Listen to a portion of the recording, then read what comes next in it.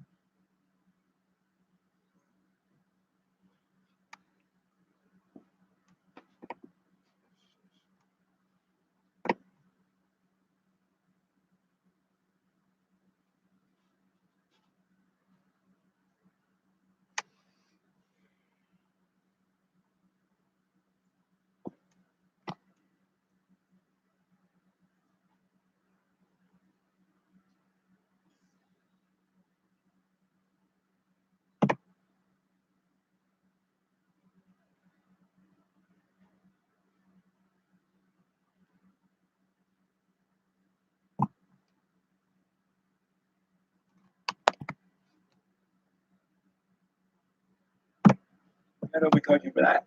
Uh, So when we're working here, because people donate to us, they help us. I try to make sure we give them the service back. I don't want you should not be on a cell phone. Not doing workout. Same with all it is. Or anything I'm not doing because I'm not married, had a son together, you know, we had a child out of wedlock. And it's taken me a year. I've been wanting to separate, and because I knew in my heart something wasn't right. Yeah. And it, it finally got very clear to me that I was the one doing it, that I'm allowing myself to be in a bad situation. Like, I'm the one that's causing this. And I'm the one that's in a relationship with somebody that doesn't really want to be in a relationship with me, because if he did, he would do what's right and would have made it so. And so that came very clear to me. And I confronted the situation. I dealt with it. I dealt with it. And when I dealt with it, you know, he realized he didn't want to be in a relationship with me, and he wanted to leave. Now, what was interesting, when you do what's right, Yeah. okay, everything is given to you. Like, everything's been given to me, and I haven't had to ask for it, and I haven't had to fight for it for myself. And Right a on. good example of it was two examples. One, when he had said, I'm going to leave, but then he wasn't leaving. So I finally held him accountable to his word, and I said, you know, you're a man.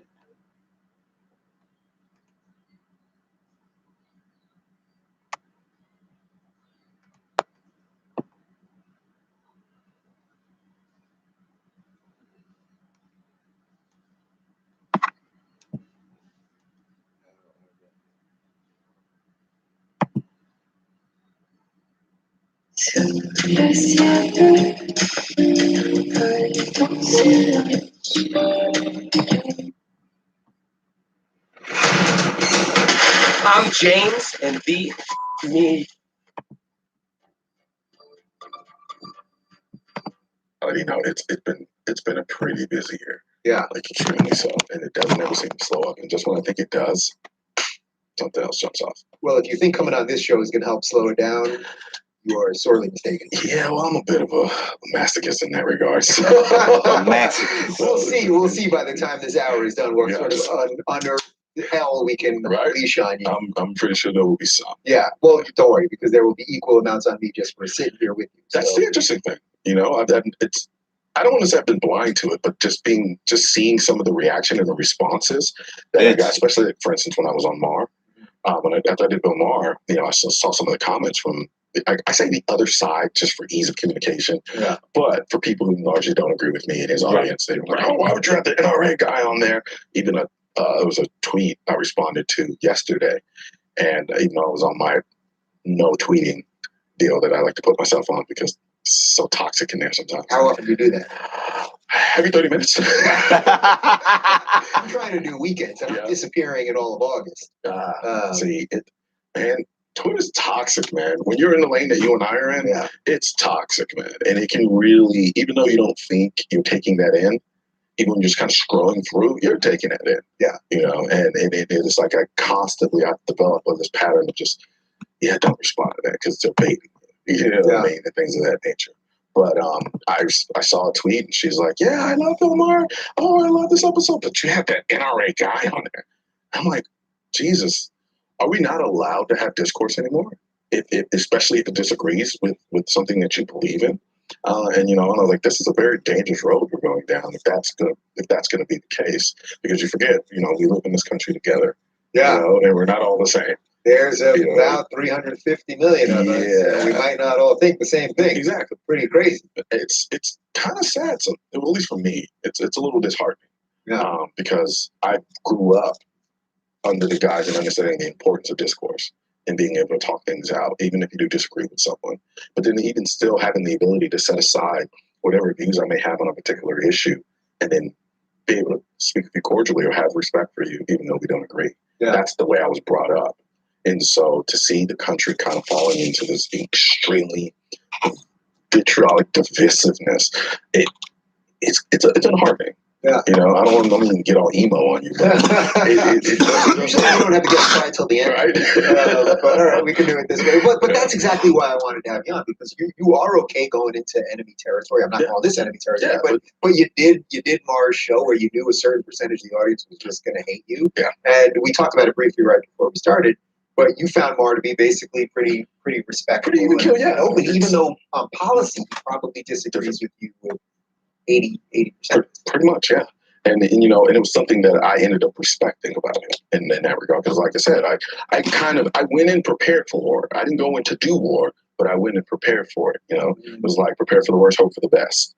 And I'd say I got the best in the sense of it was a discourse where he challenged me, but it wasn't this kind of tumultuous kind of butting of the heads where it just turned into something that was just ugly. Yeah, he wasn't trying to get you. Yeah. He was trying to understand you. And that I'm trying to do that here. I think there's a couple other places where people are trying to do that. But yeah, that's the thing that's been lost. And that's an interesting thing you point out there. I think sometimes people take offense to that idea. It's like, I don't understand. You're intriguing. I think intrigue kind of offends people sometimes because it's like we all grow up with a typical understanding of what we expect certain people to be like. Right. And then when certain things don't fit, it's like, that's interesting. How did you get there? Right. And I think when it's innocent like that, I don't think there's an issue there.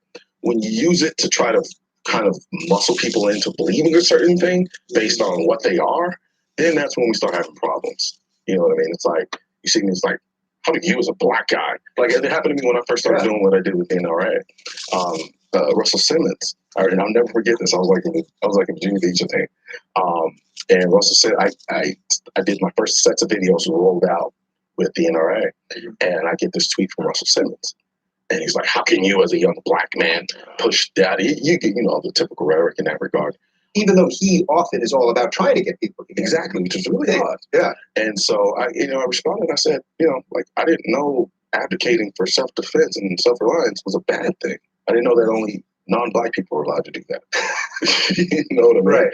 And so that was kind of like my first foray into that world of, wait a minute, people have an expectation of me based on my race that I'm not going to say I was oblivious to, but it just, when it was coming from people that look like me as well with the same level of intensity, that's when I go, wow, okay.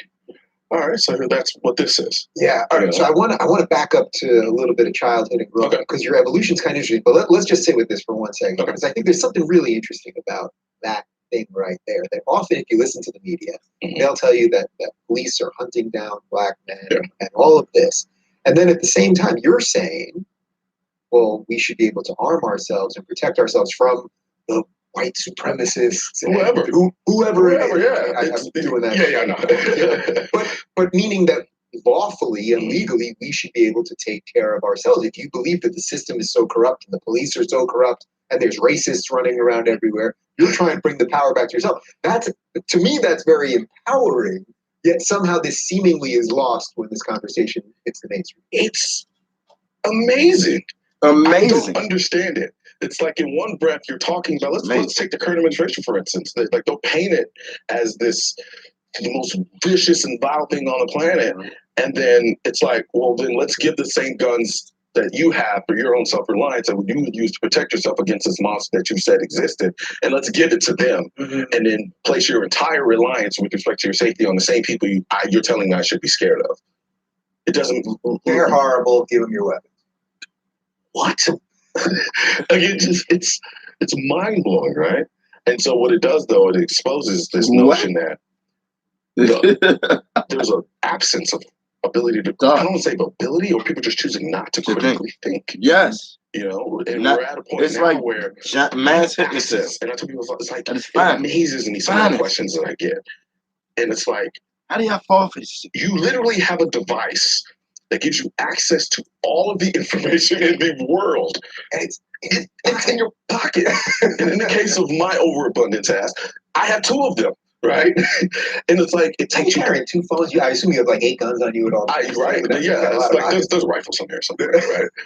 And it's amazing how when we have such access to so much information, we become so lazy at reaching for it. It was almost like back in the day when we didn't have this access, we were more adamant about searching and seeking it out and critically thinking about things. It's almost we've become too fast for our own good, right? So the obsession now is instant information, regardless of whether or not the information True. is any Oh, use valid. good, or if it's even Yeah. correct. Right.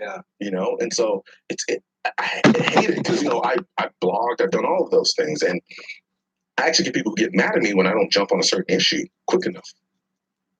And when I say quick enough, within 30 seconds. Right, the second is pretty. I'll see that sometimes. Yeah. Something goes down in the news, and Yeah. literally 2 minutes go by, or I'm at dinner and I wasn't looking at my phone, and then I'll get a slew of tweets. People, wow, see, you didn't comment on that. Yeah. You must be in on it. God Paid off. God forbid it involves a black person and there's a gun within 10 miles.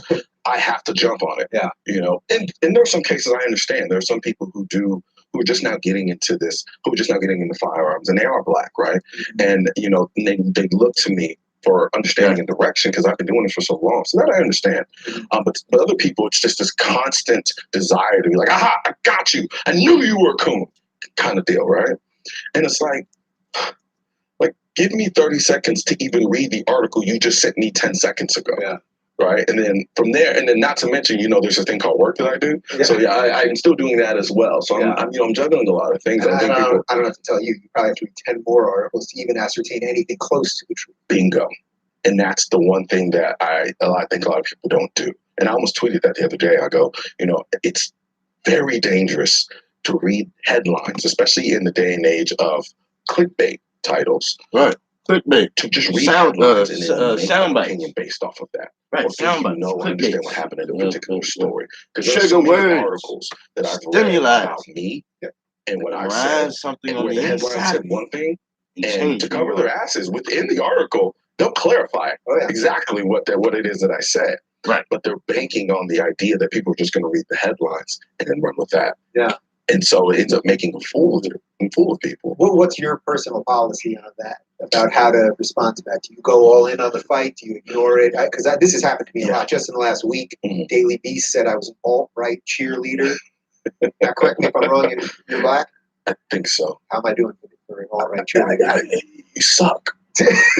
No, well, I mean, but this is the level of Yeah. stupidity. But then it's about how much time do you want to invest in defending yourself? And by doing that defense, do you just add intensity to the people going, see, we can get him to defend himself. And then before you know it, your whole life is dedicated to defending yourself from fake attacks rather than doing the work that you care about. Well, two things. One, they do it to you because you're dangerous. You're dangerous not because you agree with me in certain issues. You're dangerous in the fact that you're just simply willing to talk to me. So, for instance, same thing happened when I did the interview with Killer Mike. Right? They jumped all over him, not because of what he said, but just because he sat down and had the conversation with me. Yeah. Half the time they don't even listen.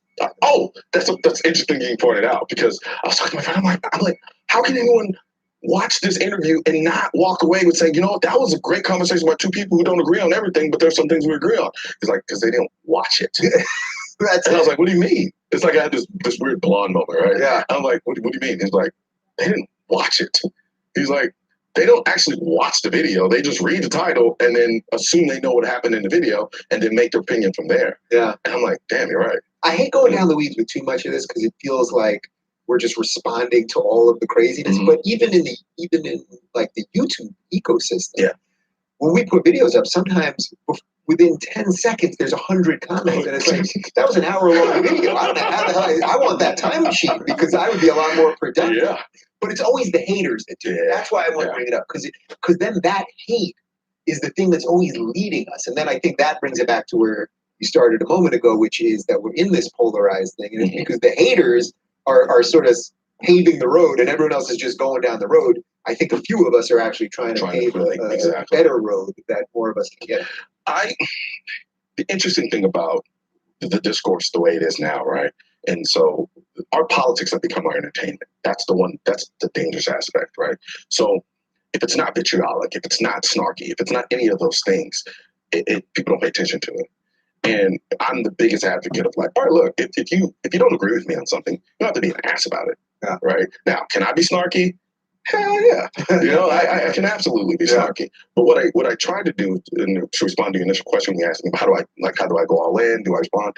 So like, for instance, on Twitter, what I've kind of held myself back to doing now is if I can tell that the person is literally seeking out an answer or response, I'm going to give them that same energy in terms of, okay, no, let's have that conversation, right? Because there was a point in time where everything I responded to, when I respond to it through the lens of just being this snarky asshole. You know what I mean? And yeah, sure, was I entertaining myself? Absolutely. Yeah. But then I had to ask myself, was I really moving a conversation and a dialogue along? Yeah. Even though it is Twitter, right? It's Twitter, it's a dumpster fire, right?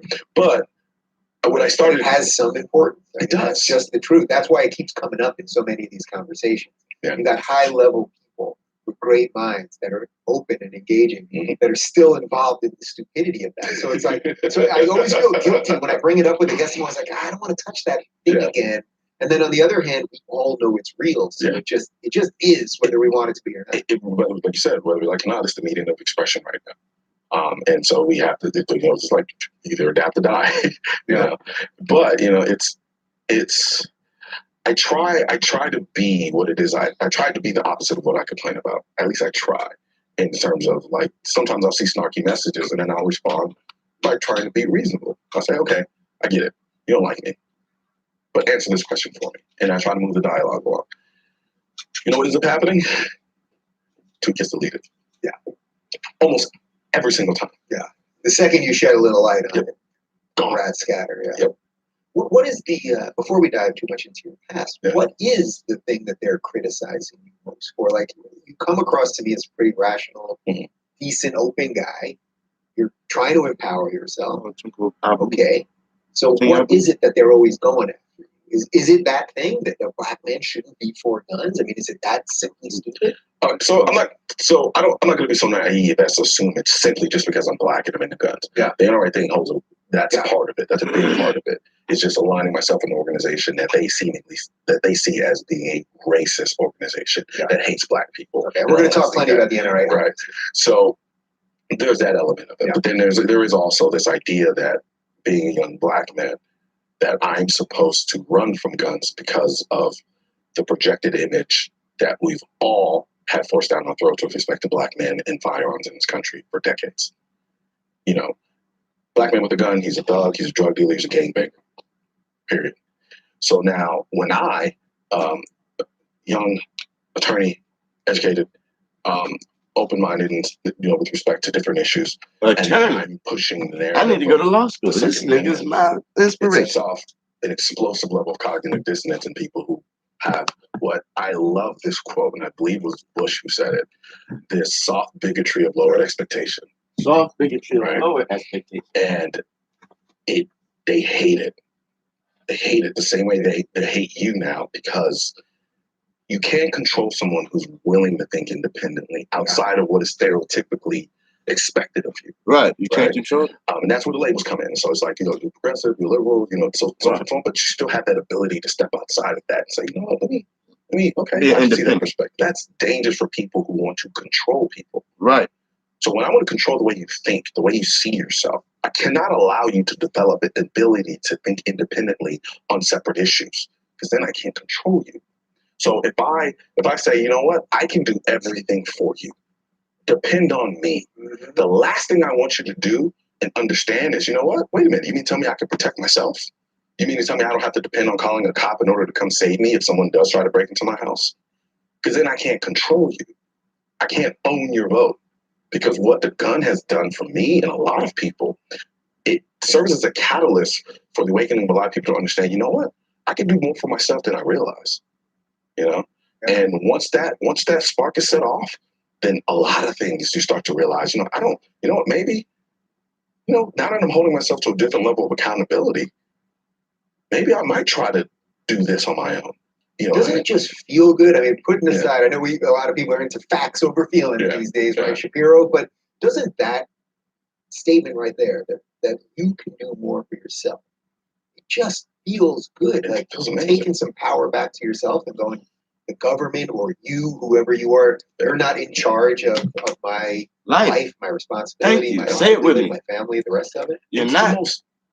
invigorating feeling in the world. Yes. And I'm with you. I'm all about facts over feelings. And I mean it from the standpoint, I don't allow my feelings to dictate the facts. Right. I do think feelings are necessary, right? Incredible. Because in the absence of them, we just become cold, calculated creatures, right? Right. But we're Cold still calculated. human, you know what I mean? So it's For like, now, at least. right?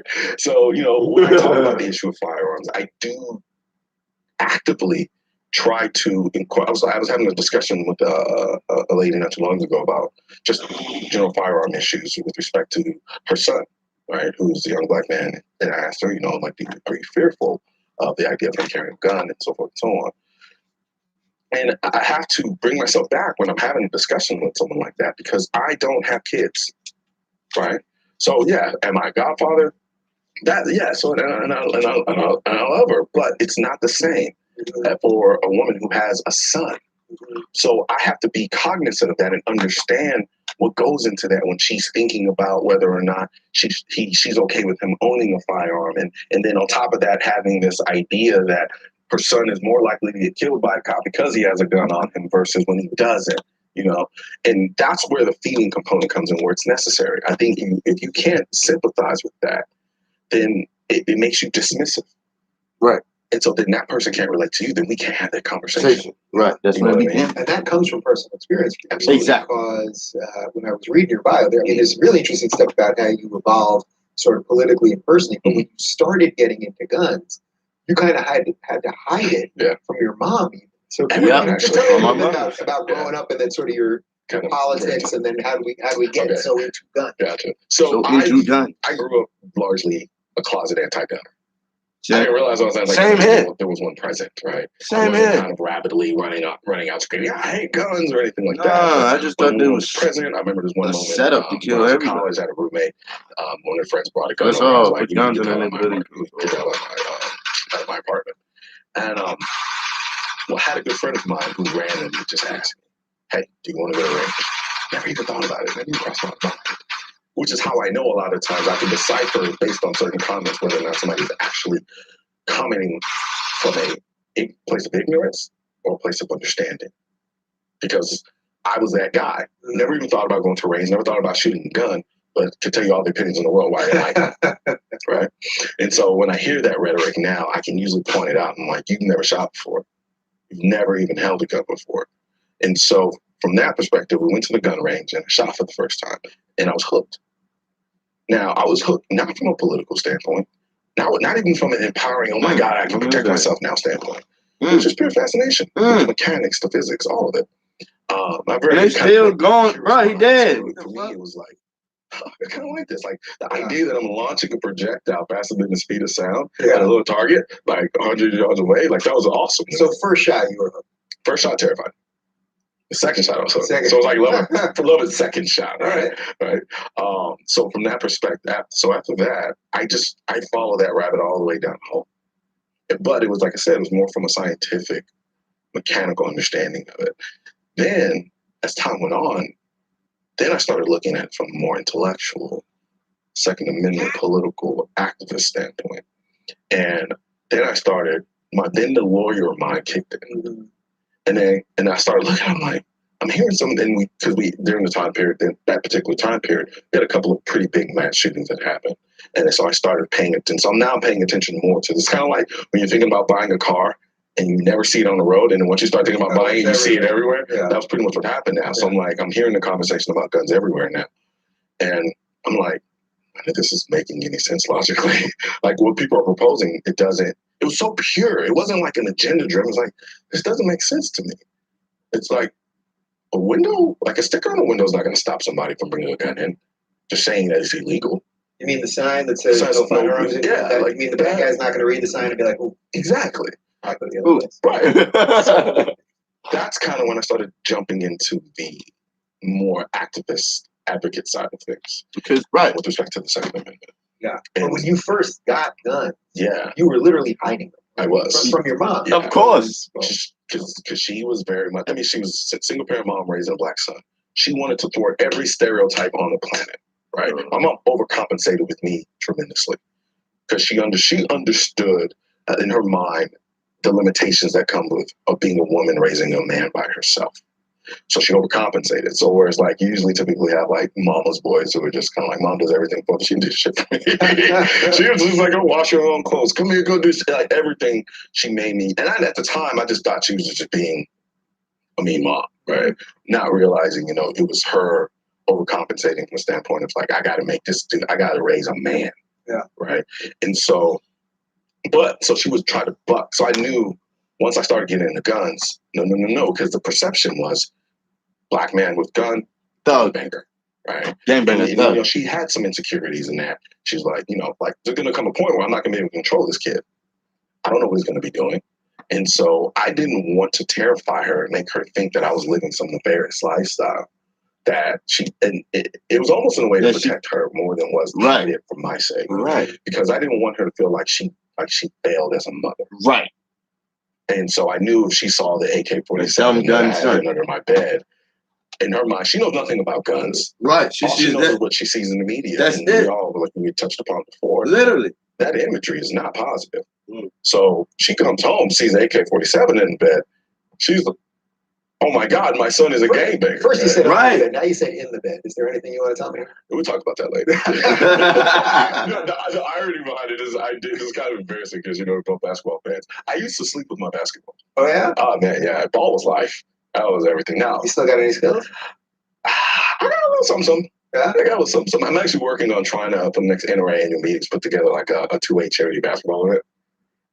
If you're down, can I get in on that? Hell yeah. Let's do it. All right, let's do it. But I've never slept with my guns down. I've never slept That was with an my odd guns. Freudian slip. I know, right? Okay, so from that point, when you started getting into this, and now you're exploring it, as you said, intellectually. Yeah. How long before you were really? I started out sleeping with all my guns. You always sort of wanted to fight for something. Yes. That seems to be a theme. My old That's what I wanted to do. I wanted to be an advocate. I wanted to be in the courtroom defending people. That was my goal. Like even to the detriment of my grades. Like I focused more on like my mock trial stuff when I was in law school than I did my actual work, like school wise, right? And I liked being the voice for people. I like being able to speak to people who can articulate certain things the way that maybe I can.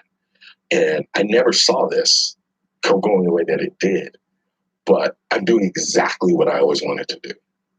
And for me with the gun thing, I remember being in class in law school, and the way that like the seats are staggered, they're like stadium seats, right? So if I'm on my computer and you're behind me, you can see what I'm doing on my computer.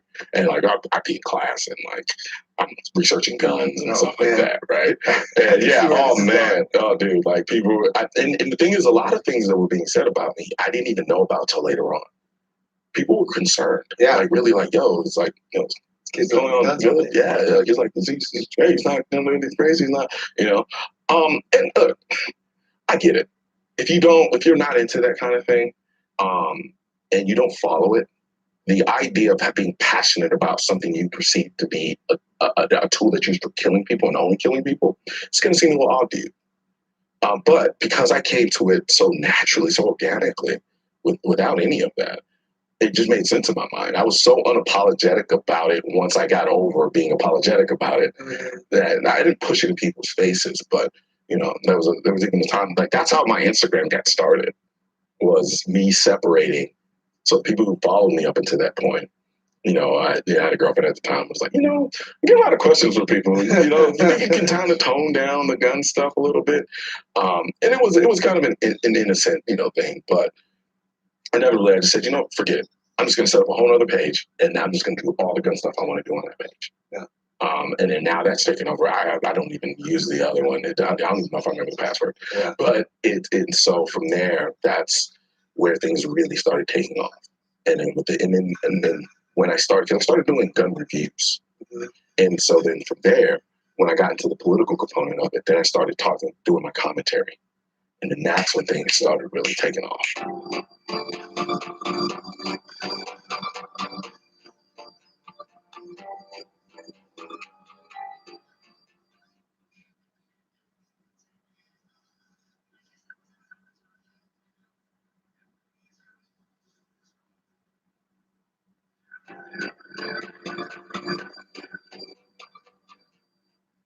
one of the issues we haven't dove into too deeply around here is gun control. The contentious, often venomous debate about guns has been part of some of the conversations we've had here on the Rubin Report, especially when talking about Contentious. limited government, constitutional authority, states' rights, and even freedom of speech, and whether I believe in a right to bear arms.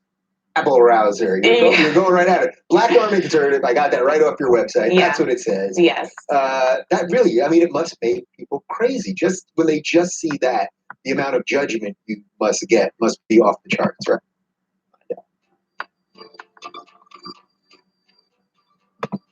Is Black, Armed, and Conservative. Antonio. Oh, she is? Thank you. I Thank you love for it. having me. Black, Here. Armed, and Conservative. Heads are exploding right now. Oh, You yeah. feel that rippling across the internet? Oh yeah. Oh Yeah. yeah. I'm sure that. Black Arm and Conservative. That's why I love it. That's why. So that- intentional. When you say the word conservative, You're a Police rabble law. rouser. You're going right at it. Black Arm and Conservative, I got that right off your website. Yeah. That's what it says. Law. Yes. That No. really, I mean, it must make people crazy. Just when they just see that, the amount of judgment you must get must be off the charts, right? Yeah, well, in this day and age, Damn it! to be any three of those, especially together, any combination, it makes people upset. Of course, anything makes people upset these days. People are very upset. But at all times. especially that. I mean, maybe Stupid. Black Arm and Every liberal, single- Black Arm and leftist, but Black Arm and conservative, forget about it. Yeah. Is it conservative? With that? That's the one that probably people get most annoyed at. It probably is, and I've had people tell me, "Well, you kind of alienate people by saying you're conservative." I'm like, "Well, what am I going to say? Lie to make it easy for you to, to digest?" I mean, I'm conservative.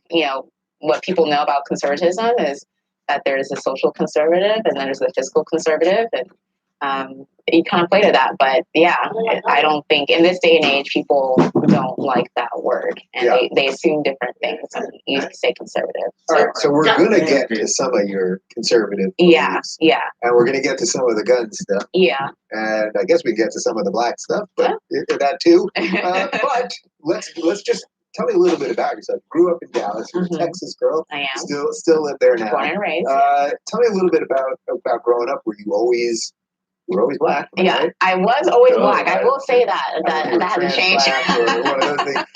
Well, this day and age again, you can change it. A blonde-haired, blue-eyed girl can tell someone that she is black, not only black but Nigerian now, which I'm really upset because my parents are from Nigeria. So Wait, is that right? Not only can you be this absurd thing, which is transracial, which is white people now saying that they're Yes. black, but you can actually pick a nationality too. Rachel, how do I say her last name? Dolezal. Oh yeah, Dolezal. Yeah. And she chose a black Nigerian last name. And it was funny because that same week that happened was when Black Twitter attacked me, and apparently some blogs that were Nigerian American blogs that were upset with me and called me they said that I was a disgrace to the Nigerian name. The same time they're praising this white woman that decides that she's going to be a Nigerian American, and therefore she has more praise than I do. Yeah, That's the world we're in right now. Yeah. Things are very upset now, but wait a minute. Why were they upset at you? Because Just I was general upsetness. well, because I took a picture with Tommy Lahren, and how dare I? Well, geez. Disgrace to the black name, but especially to the Nigerian name. I was like, I'm a Nigerian, so therefore I know the only way to actually disgrace the Nigerian name is if you're not a doctor, a lawyer, or engineer. Other than that, I'm pretty sure you're all set. So, that's sort of intolerance by association. And you're friends with Tommy, and you guys have done stuff on the books and all that. Mm-hmm. That guilt, though, is interesting to me because just maybe 2 or 3 months ago, when Tommy was on Real Time, I was in the audience that night. And I took a picture at the after party with Tommy, and I had a nice chat with her. Mm-hmm. And then I took a picture with Bill, and I had a nice chat with him. And I didn't see anyone on the right that was attacking me for taking a picture with Bill. They were like, I don't like Bill, whatever. But I got a ton of hate from people on the left for talking to Tommy. And that sort of disconnect, like the hatred isn't even on both sides of things. No, and it's, how many times, and the only reason why they knew about that is because Tommy retweeted my picture with her, and she had me on her show to talk about Empowered, and I was really grateful for that. But it's really not, the sad part is just, okay, regardless if you believe her or agree with her or not, I I mean, just because you're literally on a show with someone, which that's usually the premise is that you bring people of different viewpoints and perspectives and you talk about it, and that's interesting TV. That's not tolerated anymore to be associating with someone. I mean, I just think as a Black person, though, the reverse racism, which is not even reverse racism, let's just call it what it is, it's racism.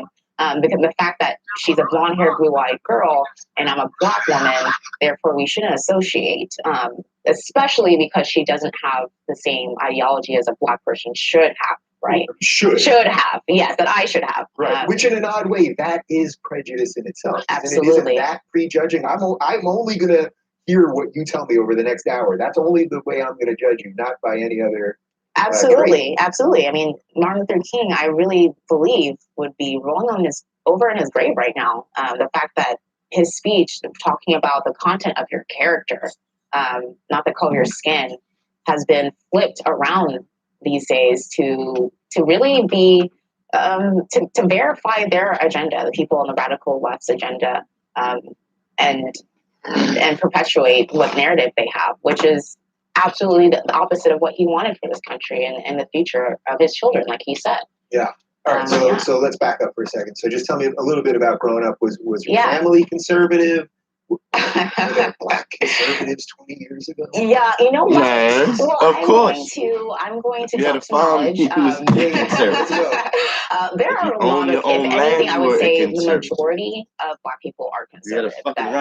This is a radical notion for me to say that, but I really believe it. I believe my parents are very conservative. I mean, I grew up with their values, and their values are stay out of my business. I wanted to have a small business because this is how I'm able to make a living here in America. I believe in the American dream. Education is how you're going to prosper. You are responsible for your own path in life and you make that decision. All those, I mean, even if you go on the social side, being pro-life, et cetera, what have you, all of those notions and values I received from my family. But yet, they voted for Hillary and Bernie last time. Right, that's what I don't understand. So, I've discussed this concept with a couple people. I don't understand. Yeah. What's the disconnect there?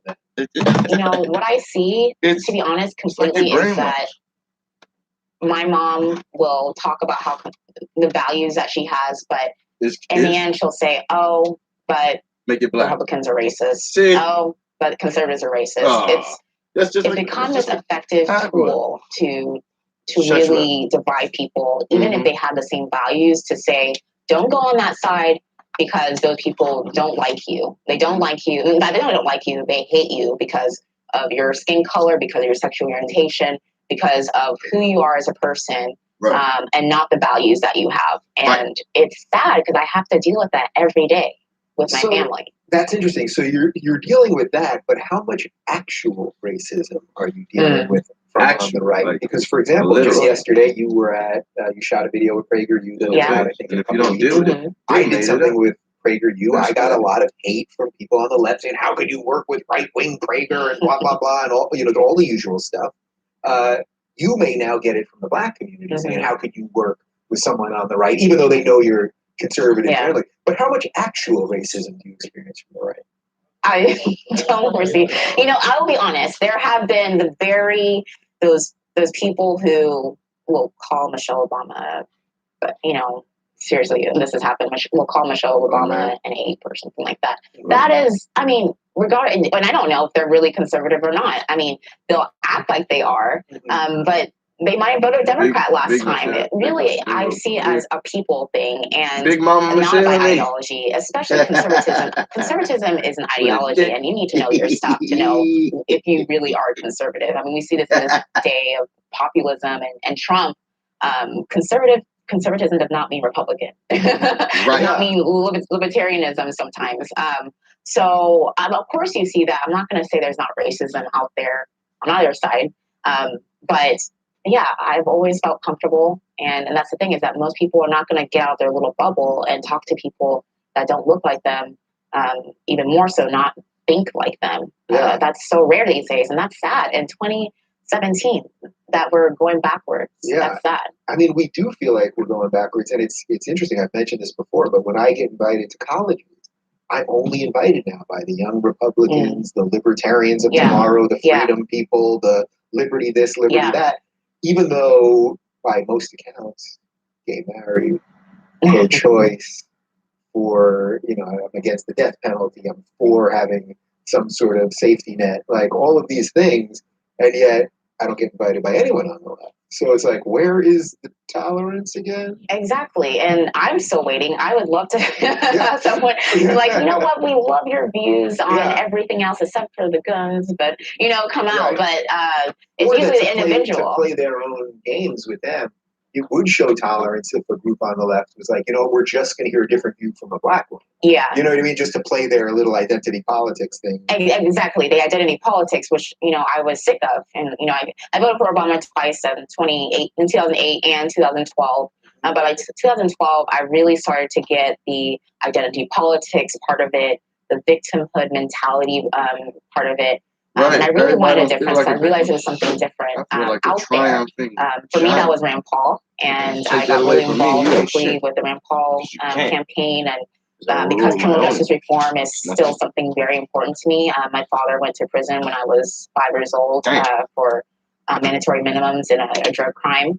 And I'm different from most conservatives in that I push for criminal justice reform. And I'm vocal when anybody on the Republican side tries to, squelch any type of reform there. And unfortunately, we're kind of seeing that a little bit more with, Jeff Sessions and his mandatory minimum, bringing that back again. And it should be something to reform the prison system and make it more functional and more economically viable. Exactly. Those all should be Republican or Absolutely. conservative ideas. Yeah, exactly. Yeah. Fiscal conservative, even if you're just going to look at that. I mean, Rick Perry. You don't care about people, just on the money end. Exactly. It's like, okay, you could don't talk about the fact that you don't really care about people, but on the money, like, let's talk about the money as a business person. Yeah. You're saving so much. So that's why you look to like Rick Perry in Texas, who, do I think that he's this big pro criminal justice reform advocate? No, I just think he's a businessman. He brought a lot of business back to Texas, but he also brought a lot of savings when it came to the prison reform stuff that he did there. Yeah. Does that kind of show that it doesn't matter sort of necessarily what intentions are all the time? Absolutely. You know what I mean? Like, he maybe doesn't care at the personal side, which would sort of be upsetting at some level. But if he's doing the right thing because he's doing something for fiscal reasons, that's still, at the end of the day, we're making it's a win-win. But there's still people, unfortunately, to be honest, a minority, but a vocal minority within the Republican Party.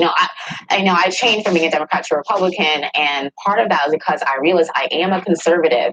And that's kind of why I went more on the Rand Paul side, because, I would say, and he has said before, he's a fiscal conservative first. Mm-hmm. And that's what I saw as a young person in college, realizing that, here I voted for this man, Obama, and he has Obamacare, and that's in the backs of me and my generation. And then I see that the economy really still sucks. Unlike what NPR says. NPR kept telling me this whole time, the 4 years I was in college, that the economy was great. It didn't. Right. It wasn't. Are you saying that NPR? Oh, man. Hey, I'm on the community advisory board. So just cut that out. No, I'm going to be honest. And, that's what I heard all the time. Is that Obama did so much for not only young people but for Black people, and I didn't see the stats for that. That wasn't proven, and so that's when I started to realize the fiscal side, especially, I was very passionate about. Why are we $20 trillion in debt, and that is okay? We just have these blinders on, and it's going to be in the backs of me and my kids. And people are not standing up for students and for millennials, and that's kind of why I got more into the Campus Carry movement as well, because that's another movement where students kind of felt like they were second-class citizens for a long time. Yeah, so we're going to dive deep into that in a little bit, because I know I'm going to try to get into it as much as possible. That's what we're about. You are packing right now. There's a gun in there somewhere. Oh, yeah, LA. I was thinking that's the best place. That was the best place not to get in trouble. Yeah. So I'm curious, what makes you define yourself or use the label conservative as opposed to libertarian? Because a lot of the stuff when we're talking about Rand Paul, it sounds like real libertarian stuff. Do you see a difference, or is it just splitting hairs? I've taken the tests and everything. I'm still libertarian. That's ideology-wise, I am. I just feel like I'm in this weird, especially in this age of Trump or populism or whatever, where people are trying to figure out, well, and I saw it especially during the election, with Austin Peterson and stuff like that, where these conservatives who were the Republican Party, but they were more conservatarian and they wanted they wanted a home base, but they didn't really find it in either. And so I say conservative because literally, libertarianism, as long as you don't believe that it's force that makes that value, you can be a liberal or you can be conservative, but the difference is, does one have force or not? Right. And so I think that's why I consider myself a small L libertarian, but really I'm conservative when it comes to fiscal conservatism and quite a bit of social conservatism, I feel as well. So, like, what kind of socialism? Probably the most is my pro-life stance. That I've always been pro-life, even when I was a Democrat. And I think that's what I was saying, is that a lot of people in the minority communities, Hispanic, Black, they're conservative in those values and those traditional values, but they still just something about the Republican Party doesn't fit well, and they don't know about the Libertarian Party yet. So when you hear, for example, as someone that's pro-life, you hear the media will say, well, if you take away funding from Planned Parenthood, or have any other rules or regulations around abortion or whatever it is, that's going to hurt minority communities most. You don't even think that notion is coming from the communities themselves. Oh no, they just. Let me tell you a story. So 2012, I go to this Women for Obama luncheon, and I'm there. I'm excited. Yeah, 2012, another 4 years for Obama. And the head girl, there's a small business coalition behind me. It was mostly African American women, and they literally asked the head person there that day. So I'm not hearing much about the African American. Oh, she with my man. I know the lighting's probably prettier, but it's okay. For the community, come through. Okay, said, look on here with my brother. Well, literally, my friend is glowing and shining. I've got shea butter on my face. But you can come see a shiny sunlight today at the Kennedy Center, and it is free. Bang.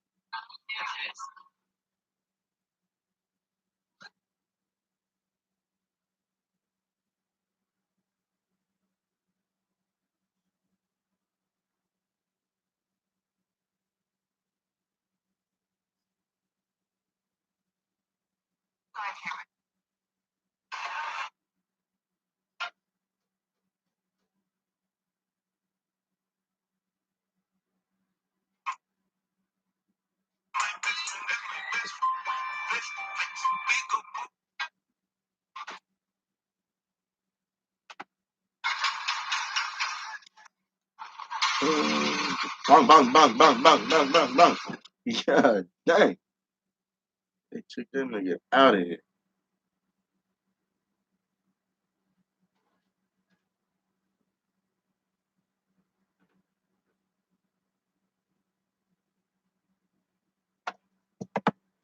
Are there any plans for you guys to be reaching out to them? And the woman literally tells them that, well, we got 95% of the vote last time. We don't really need to focus on them. Wow. There's sort of a refreshing candor there. Yeah, but I'm pretty sure she didn't know what she was saying. And all four of us look at each other, I remember, and we're just like, what? Like, did she just say that? Did she know what she just said? And it was then I started to think, you know what? They think they have it in the bag. Right. I mean, yeah. So that was really your light bulb. That was like, wow. Moment. I've been played this whole time. We've been played this whole time. You're right. 95% of us are voting the same way versus any other group that doesn't. And I mean, even the Hispanic community tends to, they're buried every election. You don't know exactly. Right. They're going to think they have it in the bag every time. And they take those people for granted. We don't. And that's when I started to realize, is he really doing stuff for the Black community? Has poverty levels gone down since then? Has welfare gone down since then? Are we more dependent on the government since he's been president? Yeah, we have. Stats have shown that. And I continue to do my research. And that's the thing, is a lot of people do not do the research. Yeah. And don't know your history. They don't know, with I'll talk about later, but with Black people and guns, that they've used that to protect themselves against gun control groups like the KKK, or their history has been that a lot of them have been conservative, or Planned Parenthood, that started as a way to basically have a genocide of all minorities in the first place. A lot of people are not going to do the research on that. Thank you. And so that's why I feel this, I don't want to say a burden, but as a mission to use my knowledge of that history and bring it out there and say, this is actually your history and it's contradictory to what they're telling you. Thank you. Yeah, and it's so interesting to get people to think about this stuff because Think critically. Critical when thinking one is of being the lost in our police shootings happened in Florida, Think and for your everybody was fucking talking about, well, self. now we have to get rid of stand your ground. That- And even though I think we differ a little bit on guns, and we can get to that, and that's great, that I remember thinking, wait a minute, you're taking away stand your ground, which means that a Black person who's being attacked might be able to have a gun and protect himself. And yet they always come in with more ideas to actually take the power away from the people. And which they'll is always scary. and they'll always use that one case Power in to Florida the of that woman. She was basically, she kind of was a victim of domestic abuse with her husband. Her husband was abusive, and remember she shot in the air as a warning shot, Oh, right. And she got mandatory minimums Yeah. of 10 years or so. Actually, I think more She than that. shot in the air. And She I got think 10 they years. they dropped it later on, I'm but about they to say, always go bitch, back get to the that fuck case. out We'll of here. see Black people. I mean, that's why guns are not for Black people, because all this racism is going to do the opposite. And instead of standing your ground, you're not going to be able to actually protect yourself without going in jail, or having a gun without going to jail, or being prosecuted some way. So they'll use that, but they won't use the many times that other people have used it for self-defense, and have not had that case happen to them. I mean, it's not about race. It's really about poor laws, about mandatory minimums. Let's talk about that. Let's talk about the criminal justice reform system. Let's stop making it about race every single time and then losing the actual policies and issues that are important, which can actually change everyone's outcome. Yeah. When it comes to that. So when you had that light bulb moment and you voted for Obama twice and all this stuff, and then you realize, wow, they're playing me. How did you start talking about this stuff? Because I get a ton of people emailing me and tweeting me and messaging me one way or another talking about that. But they've sort of had a wake up to a lot of the things that I think people like us are discussing. But they're afraid to talk about it. You know what I mean? If you're going against whatever your community might be or whatever your family might have believed or any of that stuff, it's hard to do that, right? Like, how did you start putting that into motion? Oh man, I think God just gave me a little bit of I don't care, and obliviousness too, a little both. So it will come up, and I remember, for example, my sister just graduated a couple weeks ago, and so all my family came in, and relatives everywhere, and they're from Nigeria and everything. And my uncle from Nigeria had just come, and he's a priest. And my mom shows him my NRA video, the video that I did when I spoke at the NRA convention, and he goes, "You voted for Trump?" And I'm just like, oh crap, you don't know about that. And so it's like this whole here we go again. I thought I dealt with that like right after he won. So it's like this continuous loop of I'm never gonna get away from this. This is gonna be something that's gonna be a contentious issue. But I'm not afraid of that. I'm not afraid of that because I used to be them, and I know what it is to think that way.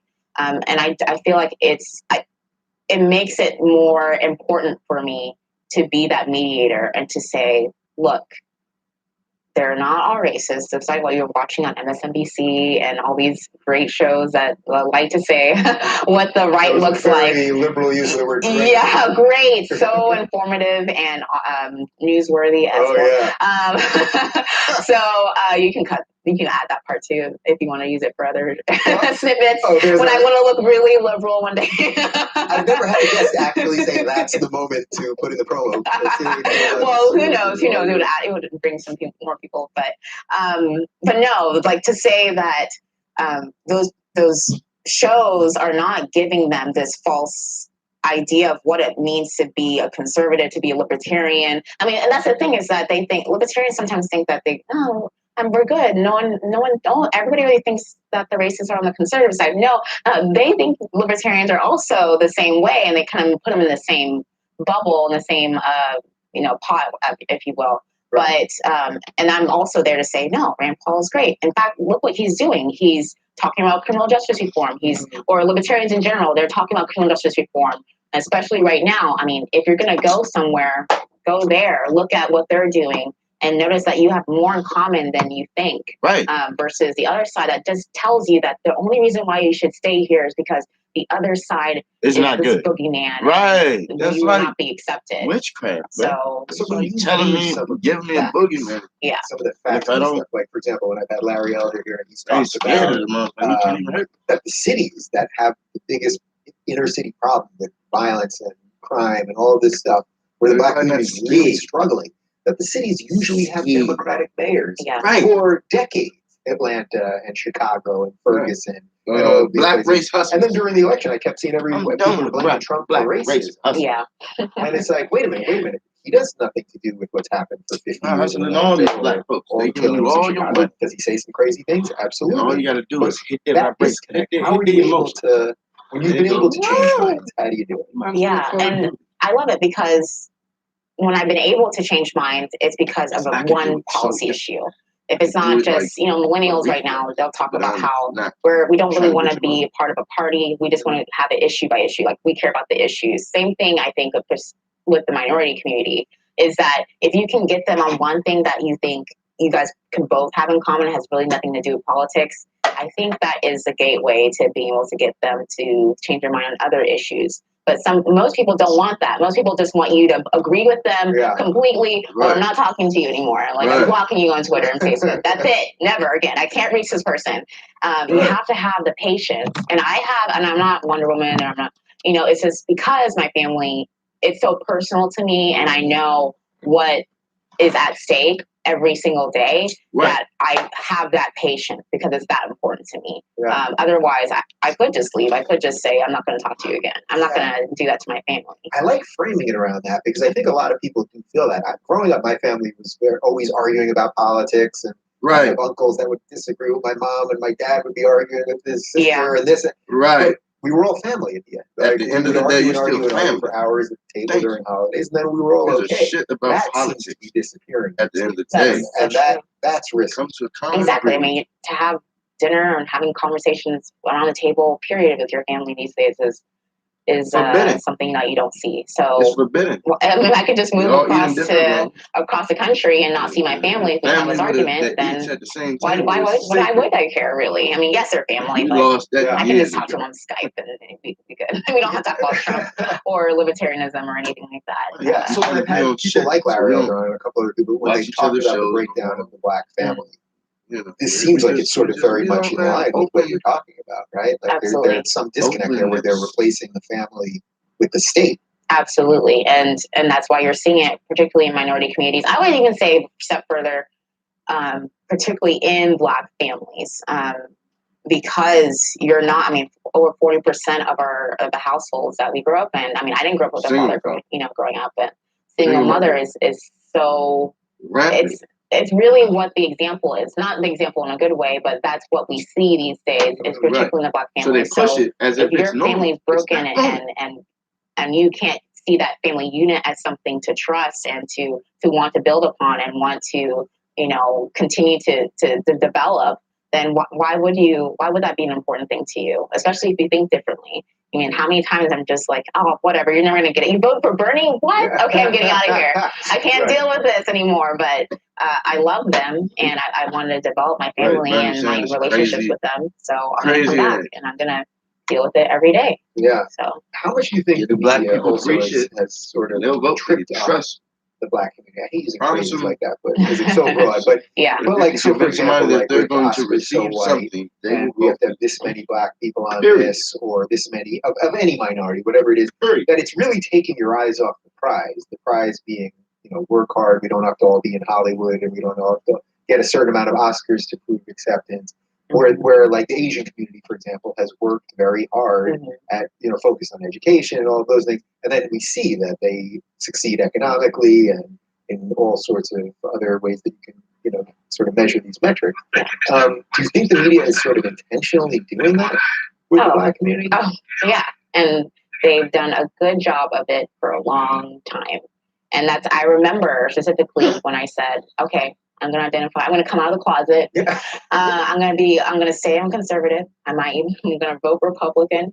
Who knows? I'm sure it's going to be Rand Paul who's going to be the Republican nominee. This is 2012. Yeah, I want to talk a little bit about Rand in a second. Or whoever is going to be, and thinking I'm going to do this despite the current image that Republicans and conservatives, libertarians have, because I know the effective messaging that the other side has done so well that people literally are just gloss over the issues and the values and things that actually affect and are important to them, and they will discount it because someone's racist, because someone said they're racist or sexist or misogynist.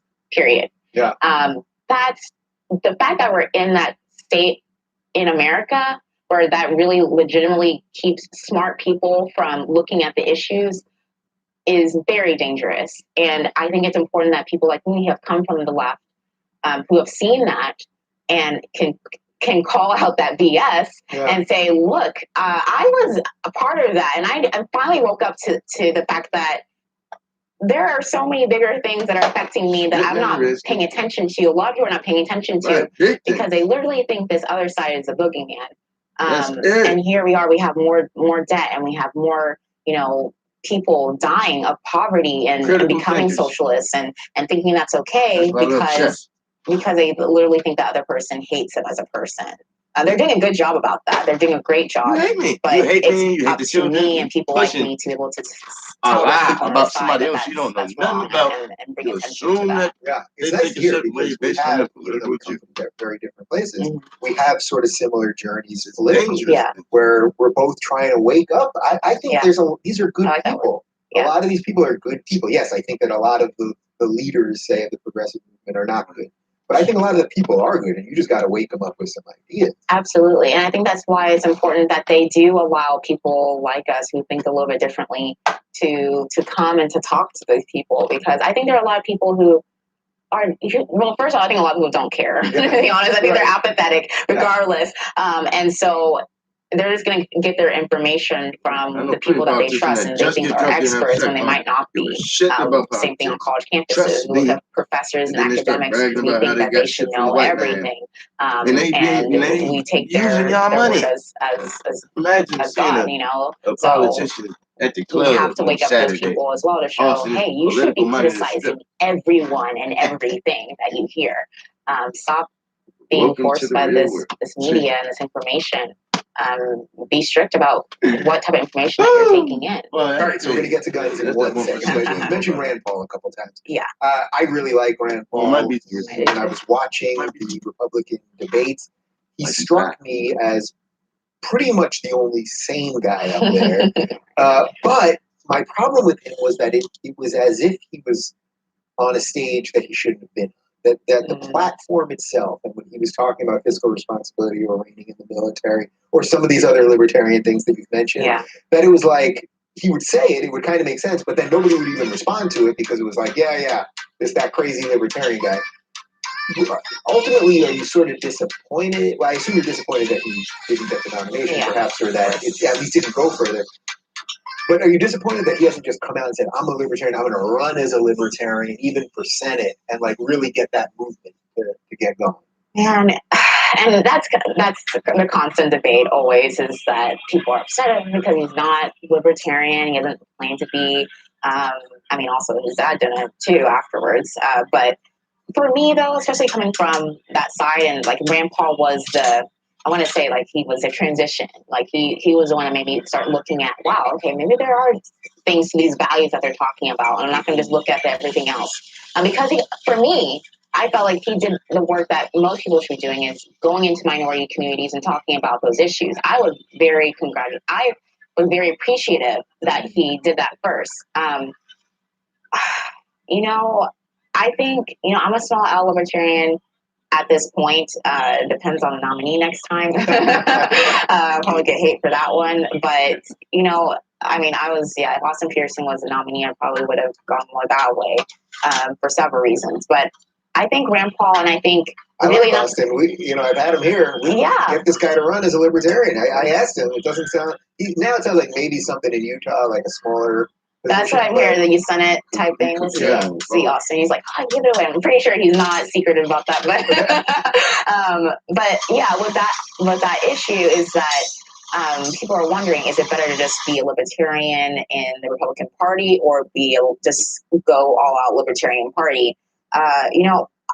I'm just to say what I've seen that has actually worked is kind of like what happened with the healthcare reform bill just a couple of months ago, where it was a Freedom Caucus and the people like Thomas Massey and Justin Amash, the small L libertarians in the Republican Party who were actually able to convince people to stop it.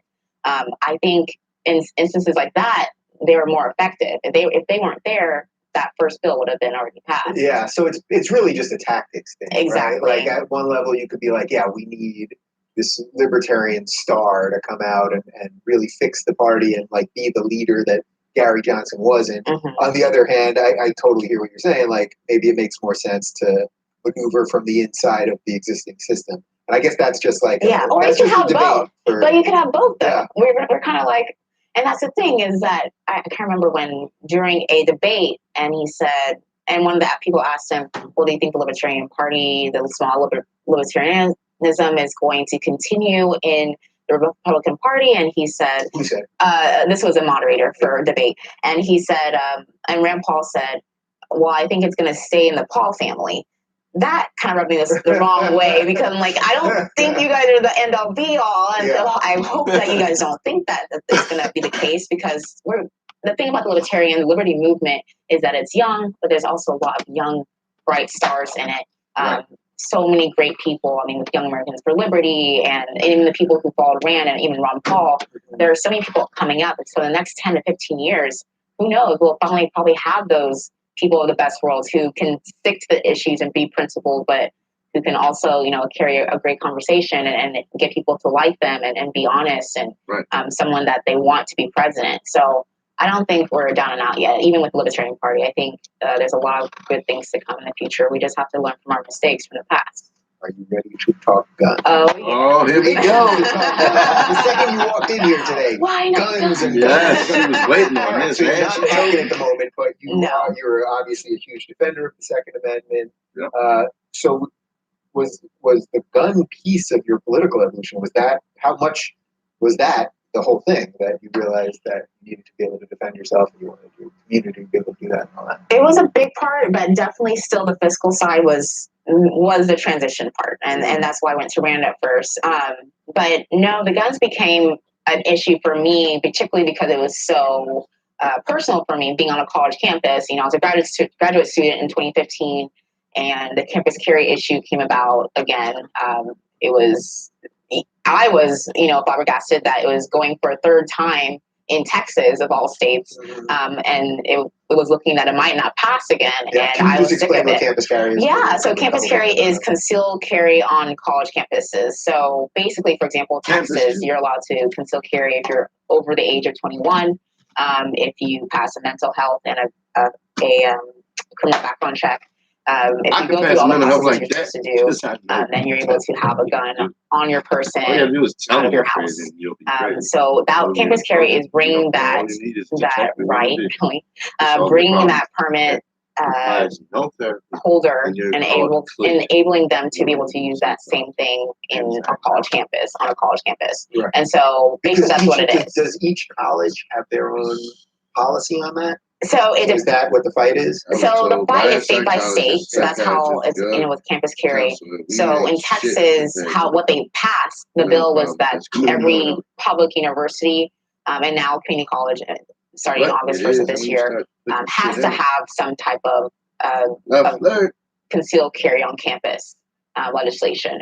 The difference they did on that one last minute, though, was that they added an amendment saying that every college gets to put a policies of where gun-free zones within that college would be. So a lot of my work when I joined Students for Concealed Carry, when I was with them, was basically looking at every college that was trying to, because they're obviously anti-campus carry, Sure. and trying to null and void the whole bill in general, and making sure that they weren't putting out these outrageous policies where someone like me wouldn't be able or wouldn't even want to carry on campus. It would be so hard to. Right. And so So that was the basically, they issue. gave them the law was written in a way that gave them so much leeway that they could create every gun-free zone everywhere. If they, yeah. And you'd have to walk like you were doing a maze. Exactly. And that was the intention.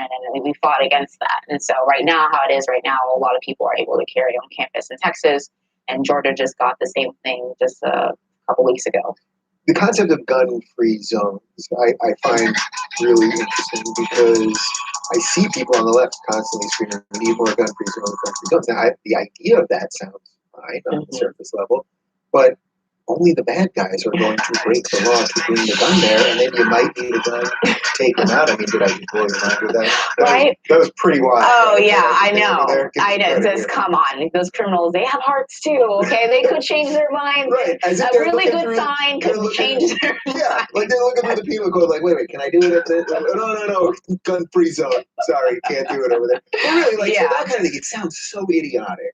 It Regardless does. of what you feel about What- guns in what- general, just what- what- whether my you, big where you foot- want big foot- legalization or That states' shit just rights got or out of any of nowhere. that. Like the very concept of this sounds just nuts. Well, but again, messaging is that there's still people who believe it. And the thing about campus carry too is what I Campus learned carry. with concealed carry on campus is that it wasn't just the left either. The ones who are just blatantly, I'm anti-gun. I don't want guns anywhere. I say that I don't like the Australian gun ban, but I really kind of do. Type people. It's really the people that I had to convince the most were the people on the fence, or what we had to convince the most with student concealed carry when I was with them. Is that those Republicans, right? And not just the Republican students or the constituents, but even the Republican congressmen and women who would say that, yeah, I'm pro Second Amendment and guns should be for all people. But on college campuses, I don't know. I don't know students. It was something about students on campus that it would, for some reason, it was okay to have gun-free zones because it's an extension of what we think about students right now. And we're seeing UC Berkeley students, and we're like, is that the type of people we want with guns? Right. No. I don't know. But that's an interesting But point. yeah, exactly. But so we had to convince those type of people the most, particularly women. And so that's where I came in when I was able to talk to those women and say, hey, you know what? The reason why I started fighting for campus carry is because I want the choice to be able to protect myself from someone who wants to harm me. Look, I understand there are physical differences, and regardless if there's physical differences or not, that person has a gun, I don't, who's winning? And so talking to women Reality. one-on-one about that, Watching campuses. that's when you really, people that's with when I guns. was really able to get people to A start campus is a understanding gun it and galore. getting it. Because a lot more Period. people understand the Freedom self-defense concealed. aspect of it versus, the Second Life Amendment is your freedom. guarantees you That's it. that right type of Not deeper argument than as Yeah, well. is this an area where you're able to use a little of their messaging against them? Because if Yes. you listen to a lot of the messaging that's going on college campuses, there's rape culture, it's constant rape culture. Right. That's what I'm Rape saying. this, All rape these that. guys are just, especially the white guys, the frat guys are coming to rape all the women. Right. Which we know there's no rape culture here, really, a real rape culture. Of course, rape happens, of course. Of course. But are you able to use that messaging against them and go, ladies, if you believe that, then what I'm telling you actually makes some sense. Absolutely. No, And that's why I because they're started brainwashed my so organization fast. Empowered, because no one was really That's talking your about that reason. on our side. I know, granted, campus carry is a fairly new concept in the last 10, 15 years, but to go a step further of those women who would have to try and, convince the most and saying, you know what? And men too, when I talk to men and they would be at me and say, how dare you try to bring guns on campus? Women, blah, blah, blah, blah. And then I would say, oh, well, don't you actually want that woman to be able to protect themselves from that? And then I would think, I never Do they- thought I of mean, it. they have that moment, you see a several little- times. Yeah, several times. Then maybe because I'm a woman, I'm telling them about it. And also I'm a Black woman, because they'll use the race card on that one as well to say, actually, as a Black person, I want to protect myself from that bigot in that scenario you're talking about. If you keep me defenseless, I can't protect myself in that scenario. Also, as a woman, I want that option to protect myself because you're also keeping me defenseless in that scenario. So talking to these women on campus, and telling them that if you so choose to have this as your tool for self-defense, you should have that right to it. They get it then, regardless of what ideology and politics or who they voted for before that. liberal women, libertarian, classical liberal, whatever, Trump people, Bernie people. I've seen every single type of girl or person change their minds about guns because they see it as a self-defense issue, and people need to bring the messaging around that versus what they've been doing before. Yeah. Do you fear any kind of slippery slope with all this, so that you do a campus carry? And let's say in Texas. In Texas, you have totally concealed carry right now? Yeah, concealed carry Outside. yes, and open carry. They have that now, but in the terms of campus carry, it's concealed. Right. So the open carry, it's like when we see these pictures of like four guys with what appear to be rifles, like at Chipotle, and it looks kind of scary. That just seems kind of scary to me. Maybe absolutely not. No, it's definitely scary. So then how do we have that conversation? Like the slippery slope part of this, where it's like, all right, well, if everyone can have open carry, and you can wander into a Chipotle with a gun on your back, and you can have guns everywhere, that the slippery slope of we're going to end up being just the Wild West. Like we're going to go to a place where people are going to start getting into arguments all the time and solving it. You just see that as a nonsensical misogyny.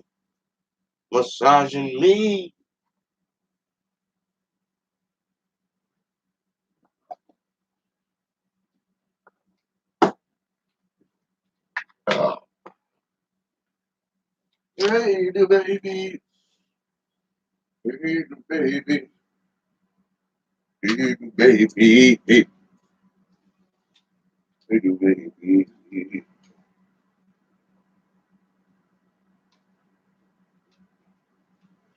Hey, the baby. Hey, the baby. I'll back you. Yep, about to go back. Hold on. 1 second, the babies. 1 second. Just trying to find my matches. Trying to find my matches, the baby. Hold on, dude. I said, hold on, little boy. We were prancing around. Matches yesterday. So mommy ain't get all mad. Found a way to get mad anyway. You know, be mad at something they don't even know what they're mad about. So they figure it out.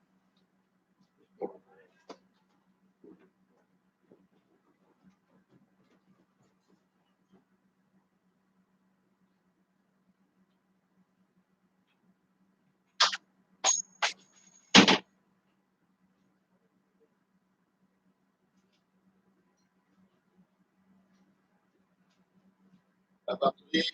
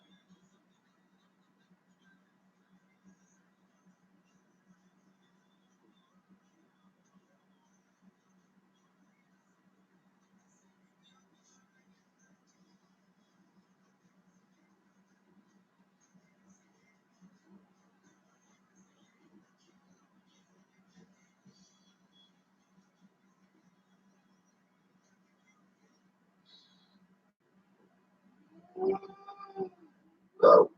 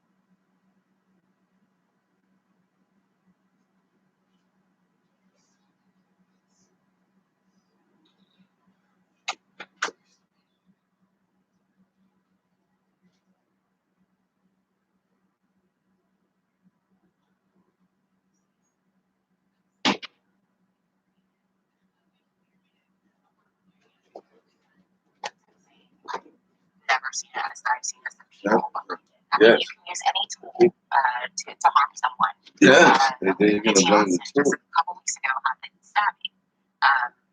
Which is funny because they turned it around and said, well, Campus Carry didn't help us in that situation. Well, it's not about that. It was about the fact that, I'm sorry, to talk about the stabbing of a student with mental health issues, stabbed several people, killing one freshman. And a lot of organizations, a lot of news outlets said, well, Campus Carry didn't help us in that situation. Well, that's part of it too, is that, the argument is because it doesn't mean that everyone's going to have a gun. Starting. Right. I I can see it. You're looking at me. It's I'm coming. like, man, Here the we go. points I'm gonna make right now are just point one. And just so the first of all, the Wild West thing. I will talk to that because it's funny. I always hear that, especially on the left. I'm like, oh, okay, why do you actually read your history? Because the Wild West was actually even more gun control friendly because they made everybody check their guns with the sheriff. So just some knowledge right there. Yeah. So like when you go to a town. When you go to a town, you would have to give your gun to the Right. sheriff and he would make the decision for you if you have your gun or not. So it's not the Wild West, it's the opposite. Another thing is that, yeah, obviously I can't lie and say that those people aren't doing that. I definitely don't think that's the proper way to get people on our side. But for the majority of the time, it's people, if they're open carrying, if they are, I've still yet to see very many people do it since we've had it in Texas. Then they're responsible people. They're people that they don't look like they're threatening or they're going to harm someone. Do I still believe and know that there are people who are fearful when they see stuff like that? Sure. Absolutely. Me, not too long ago, I was the same person. And I think we have to have that honest conversation. It's like, look, I was a gun rights activist